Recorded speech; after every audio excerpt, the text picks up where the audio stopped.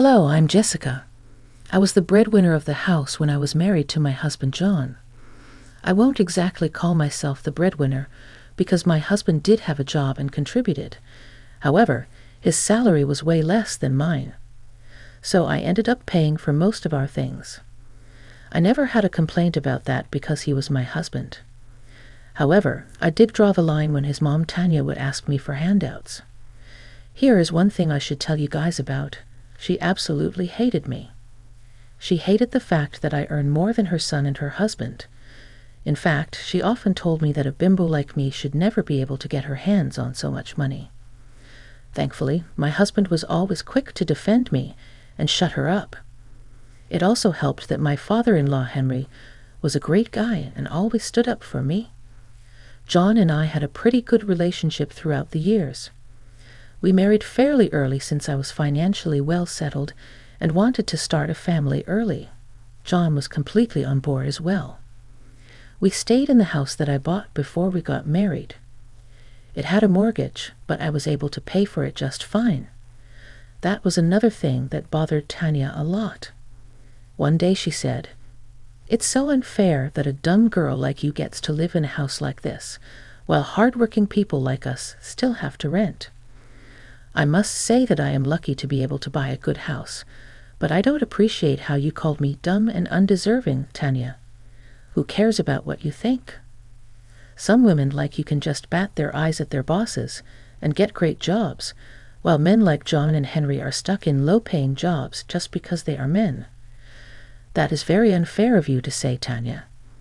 Jessica is a smart woman and has a college degree as well. That's why she's able to get such a good job. It's all her own skills and has nothing to do with what you're saying. That's right, Mom. Jessica is not dumb and did not get her degree by batting her eyes at people. You need to tone it down a little. Tanya was always jealous of me in my life, which I'm sure is apparent from this exchange. That was something I never found amusing.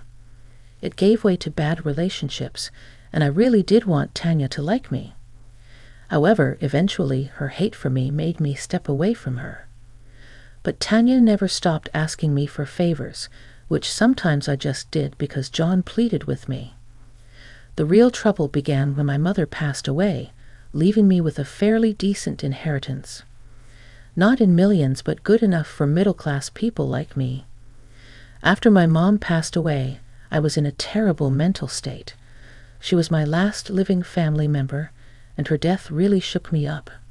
John was of great help during this time and supported me as best he could. However, what annoyed me was that he constantly kept bringing up my inheritance. He said things like, "So have you thought more about your inheritance?" What should I think about it, John? I have put it in a separate bank account, and that's it. Yeah, I know that already, Jessica, but surely you have some plans for it. It's a lot of money, so you have lots of options to consider. Look, John, I don't care about the inheritance right now. I'm already having a hard time getting over my mom's death. The inheritance is the last thing I want to worry about. I know that you haven't been able to make hard decisions like this, Jessica. I care about your mental health, so I don't want you to stress about it.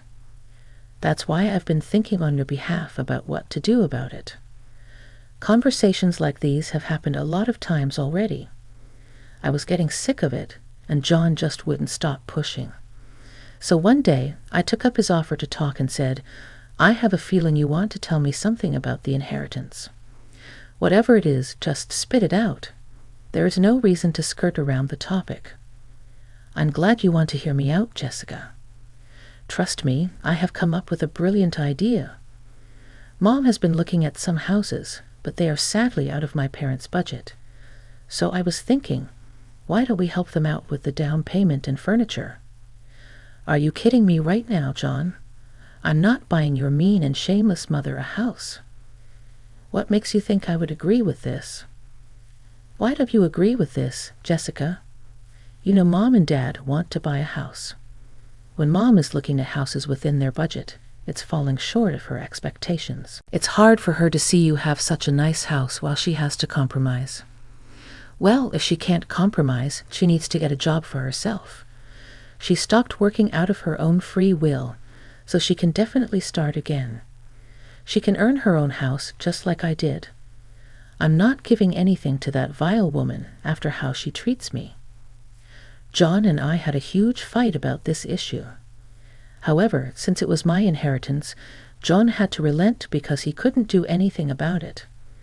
My money was already in a private bank account that he couldn't touch anyway. Not that I didn't trust him, I was just super hurt by the fact that my husband would bother me about these things. When I was mourning, it hadn't even been a month at that point, and he was thinking about making me give his mom a house with my dead mom's money. It was just ridiculous. Eventually, the fights died down and we made up. John apologized for springing his idea up on me and told me that he wouldn't push it. I was stupid enough to take his word for it. John did stick to his word and didn't bring up the issue again. In fact, the problem solved itself when John told me that Tanya was back working so that they could save up for a house they liked. I was glad that we were not fighting about this anymore. But my peaceful life changed when I heard my husband talk in his sleep. He had this habit and did it at times when he was super stressed. I knew how to deal with him properly. However, that night I just didn't expect him to say what he said in his sleep. "Mom, why are you stressing so much? You're making me more anxious with your stress." "Hey, honey, what's wrong?" "Oh, you have to wake up. It's just a dream. You are overthinking this." "Mom, we have everything under control. She isn't smart enough to figure it out." "John, you really need to." "Mom, relax. The bimbo will never have a clue about how we spent her inheritance. You're worrying for no reason." The rest of his words were too slurred to make sense. I honestly felt like I was caught in a trance. I didn't know if I was hearing things or if my husband had seriously just called me a bimbo. Yes, I happen to be blonde, but as you can see from my career, I am not a dumb girl as my husband was making out to be. In fact, my husband had never actually talked to me like that before. Most of the time, he praises me, even when his mother demeans me. I thought he was being a caring husband by standing up for me, but the words he said in his sleep were making me question everything. That night, I pondered over it until morning. I went off to work, trying to delude myself into thinking that my husband was just having a stupid dream. But there was also that possibility that my husband was paranoid and stressed about something which made him talk in his sleep. He kept talking about how I would never find out what happened to my inheritance. That was starting to really bother me. So very impulsively while at work, I pulled up my bank account to see if anything was amiss. My heart sank when I saw that my account was missing quite a lot of money. My eyes were bulging out of my sockets, and I started to hyperventilate right in the break room.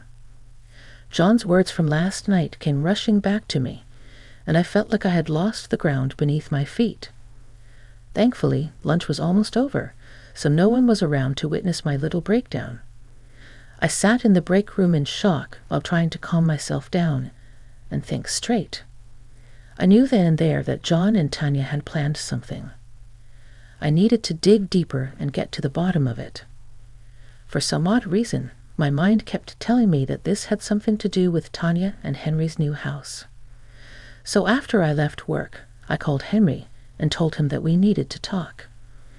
"I'm sorry to be disturbing you like this, Henry, but there is something I need to know. Have you guys needed money recently?" "What? No, there's nothing like that. We're doing well enough right now. I'm sure there hasn't been an emergency cash crisis in your life. But what about the house? Did you by any chance fall short of cash or maybe ran into some trouble that required money? I'm sorry for being so blunt and invasive, but I need to know." "I don't know what to tell you, Jessica. Nothing shady is going on right now. The house is coming along fine. John is being such a good son in helping us pay for our new house. We don't have to worry about that at all." "Wait, what?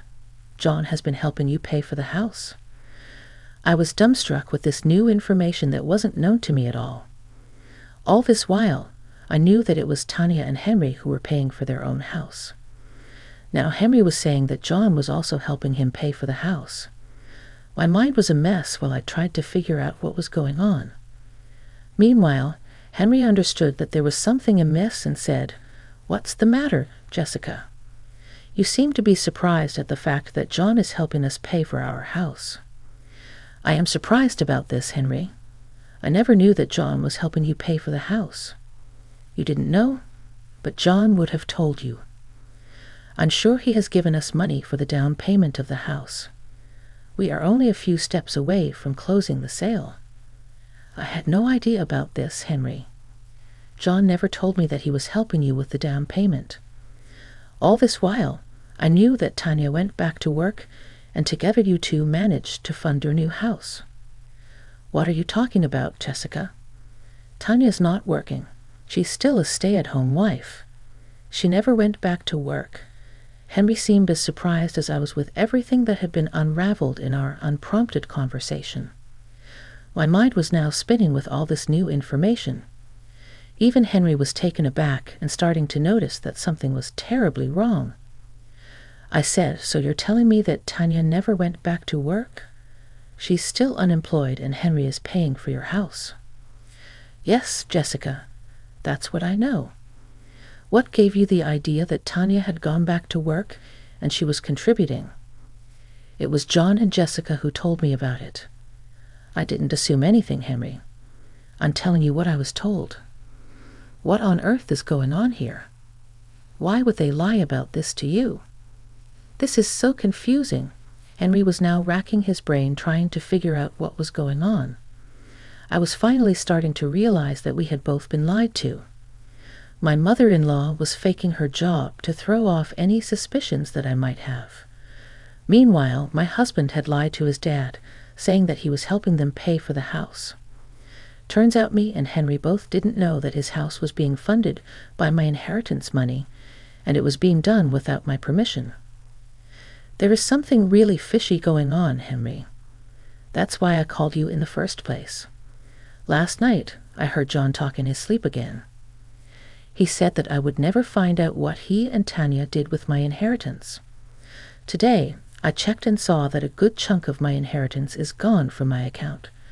So my son doesn't have enough money to make the down payment, but Tanya said that he got a promotion.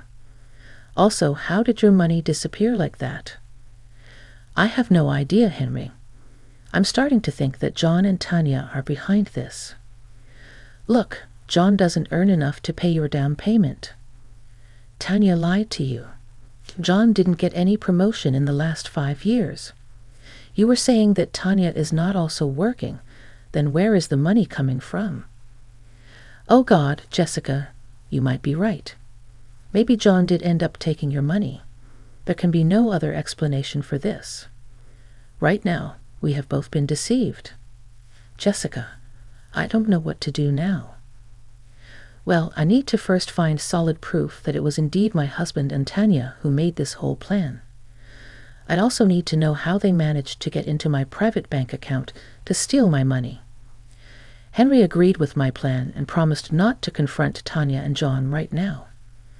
I'd also promised him that I would inform him about my findings soon. Henry is a very good guy who genuinely doesn't take handouts. He is the hard-working type of guy who likes to live life by his means. Since he loves his son so much, he probably couldn't say no when he insisted that he would help. Plus, I found out that Tanya had also faked John's promotion to Henry so that he wouldn't get suspicious about where my husband was getting the money. John and Tanya had cleverly planned everything and kept us both in the dark. They played us for fools. It took me days to find out the whole truth of the matter. My suspicions were right. John and Tanya did end up withdrawing money from my bank account, specifically from the one where I kept my inheritance. I didn't have a message alert switched on, so I wasn't immediately aware of the withdrawal. I went to the bank and was told that someone showed up as me, signed papers, and made a check withdrawal. They refused to allow me to see who did it because they needed a police report for that. But in my mind, I knew that it was my husband and Tanya. Tanya actually had a similar build to me and the same hair color, so to a bank employee who has seen me only once, this may not have been suspicious. Henry and Tanya took advantage of my deteriorating mental state to make their own dreams come true. I was enraged beyond belief. I told Henry everything, and together we made a plan. Henry drove Tanya to our house while I was waiting with John to welcome them. John and Tanya only knew that we were having a family dinner and nothing more. However, when we sat down to dinner, I said, "Hey John, you know I found out something terrible yesterday. Someone has taken out money from my bank account." "What? Who would do that, Jessica?" "What account is this?" "The one where I kept my inheritance money." "John, I don't know what to do. I'm thinking about calling the police tomorrow." No. Why do you need to do that? I'm sure you have replaced the money somewhere or withdrawn from it accidentally. There's no reason to assume the worst." Yes, give it some time, Jessica. I'm sure there's an explanation about what happened to the money. There's no reason to involve the cops right now. John and Tanya looked pretty shocked and scared when I brought up the issue. It was clear to me and Henry that they hadn't expected to get caught so easily. I don't know what they had planned to do once I found out about the withdrawal, but I knew that they hadn't expected it to happen so soon. They visibly panicked and jumped right off their chair when I mentioned getting the cops involved immediately. It was a little funny, but Henry and I maintained our composure. He even looked at Tanya funny and said, "I don't see why she shouldn't involve the cops straight away. The sooner this is solved, the better." "Dad, you don't understand. These things are very sensitive since it's about money. Jessica's already in a very vulnerable state right now. Let's not make her stress more." "Oh, I'm pretty stressed about the money, actually. I would rather have my money safely back in my account as soon as possible." "Yeah, go ahead and file a police report, Jessica. You deserve to have your money back. You know what? Since you are so vulnerable right now, I will even go with you to the police station."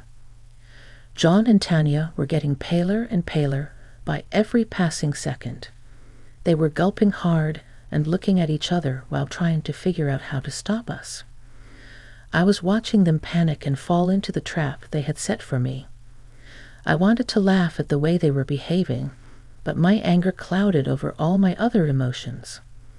I wanted to yell at them for being nasty thieves, but I couldn't do that yet. After a lot of back and forth, I said, "I don't think there's a reason for me to waste time anymore. I will be going to the cops for sure." "Don't be so rash, Jessica. Just leave it alone. Can't you just sleep on it for a few days?" "No, I don't think I can. The more I think about it, the more I'm bothered by this. Actually, why don't we go to the cops right now and get this out of the way? It's only 5:00 p.m. now. We'll be back in time for dinner." "Seems like a good idea, Jessica. Let's just go down to the police station right now. John and Tanya can catch up in the meantime."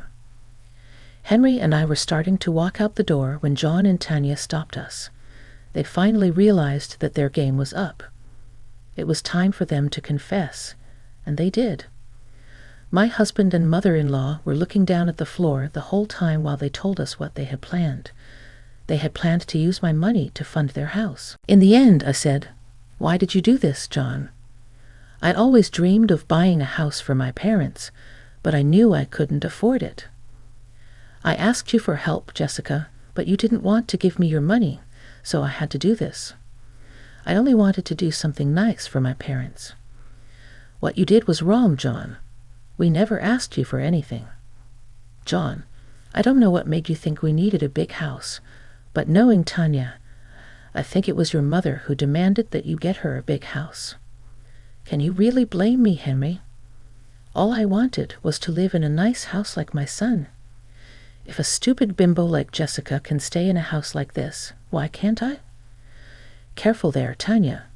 Don't forget the fact that you stole from me and committed a lot of crimes by doing so. If I want to, I can go to the cops and get you arrested. Tanya was being a witch to me even after getting caught, so I quickly reminded her of the fact that I still had the power to get her arrested. That's when the tears and begging started. Tanya suddenly realized she was in deep trouble. She had tears in her eyes and quickly changed her tune to say, Okay, I'm sorry, Jessica. It was a big mistake. We are family, so let's just forgive each other. There's no reason to get the cops involved. Mom is right, Jessica. No matter what, she's still your family. You shouldn't be threatening her like this. Oh, you have a problem with me threatening your mother, John. Well, guess what? I can threaten you too. If I make a police complaint, you will be arrested as well. I don't think Henry will be here to bail any of you out. Yep, I was running away as far as I could. In fact, after today, I want nothing to do with John or Tanya anymore. Tanya's entitlement has always been a problem, but she went too far this time. I've made the decision to separate from her now. I don't want to be with someone so vile and cruel. Same here, Henry. I guess we will both be looking at divorce lawyers soon. I'm done with you, John. Don't think I will let you get away with this. You and your mom called me a bimbo and tried to scare me while I was vulnerable. I will now show you what happens when you mess with me. John and Tanya were now looking at me and Henry with pure fear. They hadn't realized that the day would turn out to be their worst nightmare. Tanya was now begging Henry not to leave her, while John was trying to get my attention as I started to walk away from him. He was on the verge of tears and kept saying sorry repeatedly over and over again. John and Tanya even promised to give me the money back so that we could go back to normal. I laughed at that and didn't even bother to reply. The real fun happened when there was a knock at the door. When John went to open the door, he was greeted by 2 cops who were there to arrest him and Tanya. That's right, guys. I had already called the cops on them after filing a police report that morning. There was no space for any compromise. I went ahead with the police report as soon as I mustered the courage to end my marriage. Henry agreed with my decision and accompanied me as well. Tanya and John did throw many tantrums when escorted to the cop cars, but no one paid any heed to them. Due to some complications, John and Tanya ended up spending the night in jail. John was released the next day on bail since he paid out of pocket, but Tanya remained in jail because Henry wasn't bailing her out. John returned home and tried to beg me to stay. I informed him that I had already called a lawyer and told him to prepare the divorce papers, and I was going forward with my case against them too. There was no changing my mind. John did end up transferring my money back once he got out of jail. I informed the cops about it, but the case of identity theft and document forgery was still on. As I write this story, Tanya has been granted bail by some family members, but is miserable because Henry is divorcing her. We live in an at-fault divorce state, so both Henry and I are going to make it big in the divorce. John and Tanya are looking at a small prison sentence and a good fine right now. Let's also add the fact that they are completely alone now that their spouses are divorcing them. Henry and I compared notes and found out that John and Tanya no longer speak to each other because they ended up blaming each other for what happened. So their nasty plan never made them heroes, and in the end, landed them in prison.